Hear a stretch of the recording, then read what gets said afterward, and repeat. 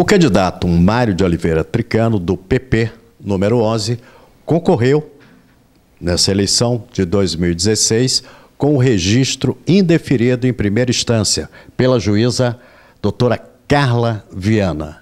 A doutora Carla Viana indeferiu o pedido e o candidato recorreu ao Tribunal Regional Eleitoral. Passado o período de votação, nós vamos conversar agora com o doutor Maurício Mendes, que é advogado especialista em direito eleitoral. Doutor Maurício, quais as chances do candidato Mário Tricano, que foi indeferido em primeira instância, ganhar esse recurso no Tribunal Regional Eleitoral e por que ele foi indeferido? Quais as chances? Eu vou fazer um certo juízo de adivinhação, qual eu não vou entrar nessa seara. Eu vou dizer quais foram os argumentos que o tiraram, os fatos que o tiraram que redundaram no indeferimento em primeira instância, e quais são os argumentos que a defesa do candidato Mário Tricano expõe que fazem justificar que ele poderia ter o registro deferido agora pelo Tribunal Regional Eleitoral. A lei eleitoral determina, a redação da lei eleitoral determina o seguinte, que as condições de registro, acho que as condições de elegibilidade e inelegibilidade são aferidas na data do requerimento do registro, salvo modificações futuras que afastem essa inelegibilidade. Então, o que aconteceu com o candidato Mário Tricano? O candidato Mário Tricano, em 2008, foi condenado por uma situação de abuso dos meios de comunicação. É importante que isso seja esclarecido, que ele não foi condenado por uma situação de improbidade ou não foi condenado por uma situação de crime, seja ela qual for. O que aconteceu foi o seguinte, entendeu o Tribunal Regional Eleitoral que ele utilizou um determinado programa de rádio e determinados jornais da cidade como braço de campanha, e isso a lei veda. Então, houve uma condenação por abuso dos meios de comunicação. Condenado por abuso dos meios de comunicação em 2008, a legislação, à época, dizia que a penalidade era de 3 anos. Houve uma modificação na lei de inelegibilidade, a lei complementar 64, ela foi uma modificação introduzida em 2010 e ampliou esse prazo de inelegibilidade, que era de 3, para 8 anos. Então, em virtude de uma condenação em 2008, esse prazo de inelegibilidade se estendeu até 2016. E diz o entendimento, hoje o sumulado do Tribunal Superior Eleitoral, que o prazo é contado de data da eleição até a data que ocorreu a eleição em 2008, até a data correspondente a completar 8 anos em 2016. A eleição em 2008 foi no dia 5 de outubro. E a penalidade dele vai se encerrar, né, dia 5 de outubro de 2016. Ele não estaria inelegível aí?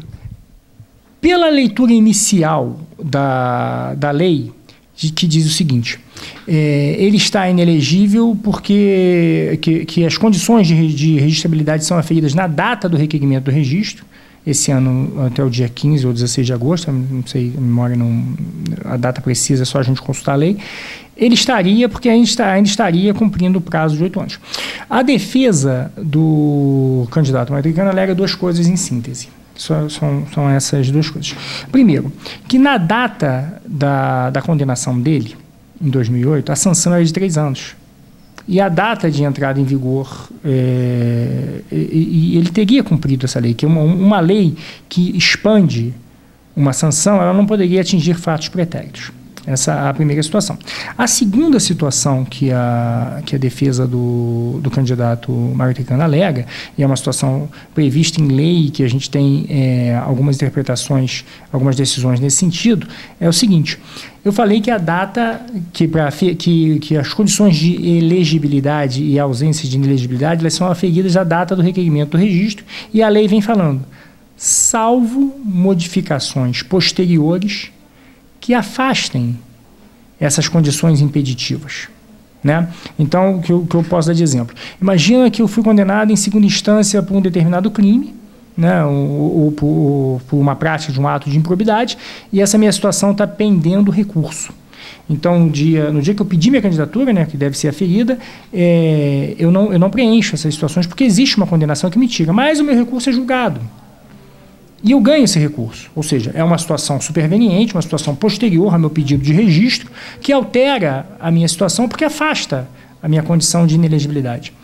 Outra situação, e aí vem a alegação, essa é uma situação jurídica, uma situação fática, que ocorre, e aí vem a alegação da defesa do candidato Mário Tricano, é que a pena de inelegibilidade se encerra dia 5 de outubro. Ou seja, encerrando a penalidade, ele poderia ser inelegível. E em que ela se escuda? Escuda numa interpretação hoje dos tribunais que se entre a data se até a data da diplomação a penalidade estiver totalmente cumprida, está satisfeito esse requisito. O registro de candidatura dele não foi julgado no TRE ainda, né? E as sessões do TRE são segunda e quarta, acredito que na próxima segunda ainda não será julgado. Dia 5 de outubro, quando se encerra a pena dele, é exatamente na quarta-feira, onde tem uma nova sessão TRE. Se ele for julgado nessa data, e se o TRE adotar esse entendimento, ou daí para frente, está extinta o período de inelegibilidade dele, ele poderia ter o seu registro deferido.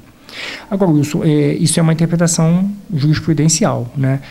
Varia de tribunal para tribunal. A gente tem decisões, eu tenho acompanhado, a gente tem decisões em tribunais regionais que adotam essa situação. Exemplo, o Tribunal de Minas recentemente adotou esse entendimento, né, de uma situação posterior à sentença que encerrou o prazo de inelegibilidade dele, dando o registro de candidatura, né? E o TSE também já tem decisões nesse sentido. O problema é que a nossa jurisprudência ela muda de eleição para eleição, porque o TSE e o TRE mudam a composição de eleição para eleição. Não existe no Brasil a carreira de juiz eleitoral, ou específico desembargador eleitoral, ou ministro do TSE. O TSE é composto por 3 ministros do Supremo Tribunal Federal, por 2 ministros do Superior Tribunal de Justiça e 2 que são escolhidos dentre juristas, para um mandato de 2 anos, permitida uma recondução. Então, a cada eleição nós temos uma composição distinta, que por mais que a gente tenha uma tendência da jurisprudência andar em determinado rumo, existe a possibilidade das pessoas que entrem, que ocupem a cadeira, pensar de uma forma diferente da anterior. Por isso que eu iniciei minha fala dizendo que quais são as chances, vai depender da cabeça de cada julgador. Se o TRE mantiver o indeferimento da doutora Carla, aqui de primeira instância, nós poderemos ter em Teresópolis o mesmo caso ou a mesma situação jurídico-administrativa que aconteceu em 2012? Bom, Wilson, nós já temos a mesma situação, né? Nós temos uma situação de um candidato que teve o recurso dele, o pedido de registro de candidatura, negado em primeira instância. De assumir o segundo lugar? A diferença é quanto tempo isso vai durar.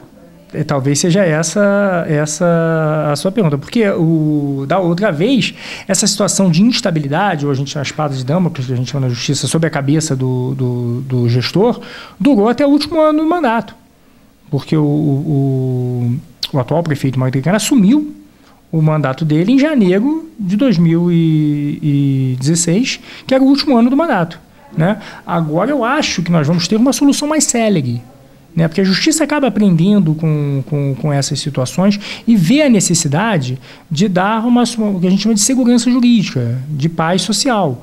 Então, a decisão nessa situação deve ser muito mais rápida, a definição, do que nas eleições de 2012. Ok, muito obrigado, doutor Maurício. Muito obrigado, é sempre a satisfação de falar para os espectadores da TV Cidade. E assim conversamos com o advogado, que é especialista em direito eleitoral, doutor Maurício Mendes.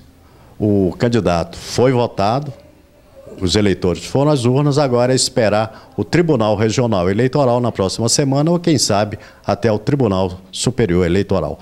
Com imagens de Mauro Jorge, Wilson Mendes nas eleições 2016.